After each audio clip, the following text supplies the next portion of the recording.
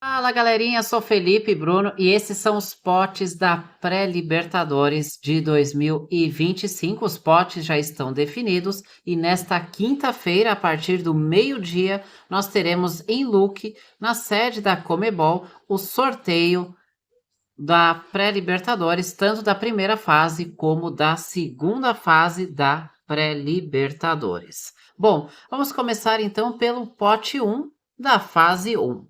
Na fase um, que é composto por 6 equipes que tentam ser uma das 3 que se classificam para a segunda fase, são da seguinte forma: no pote um, nós teremos a presença do Alianza Lima do Peru, El Nacional do Equador e Defensor do Uruguai. Essas equipes vão enfrentar as equipes do outro pote na primeira fase da Pré-Libertadores, que é o pote 2. O pote 2 tem a presença do Nacional do Paraguai, tem a presença do Mônagas da Venezuela e ainda a definir, porque ainda não está definido, um representante da Bolívia. Então essa é a fase 1 da Pré-Libertadores. A fase 1, os brasileiros não participam, assim como argentinos também não participam dessa fase inicial, a primeira fase da Pré-Libertadores. Então esses são os dois potes da primeira fase.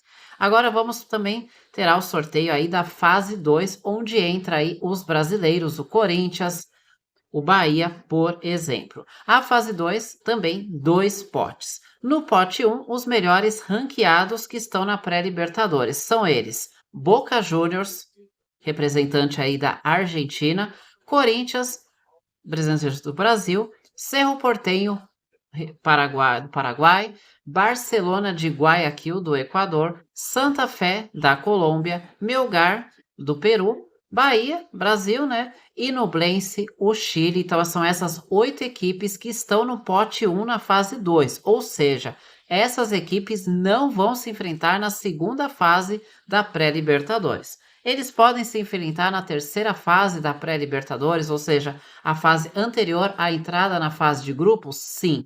Porém, vai ter um novo sorteio para definir a fase 3 da Pré-Libertadores.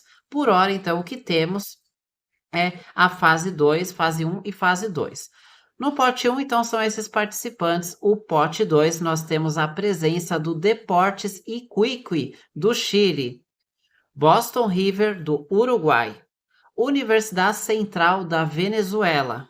Aí nós temos ainda a definir um representante da Bolívia, um representante da Colômbia e além dos 3 classificados daquela primeira fase ali, né, que eram aquelas equipes, né, o Alianza Lima do Peru, El Nacional do Equador, Defensor do Uruguai, Nacional do Paraguai, Mônagas da Venezuela e um representante da Bolívia. Dessas 6 equipes, 3 vão continuar na pré-Libertadores e, consequentemente, entram no pote 2 da fase 2.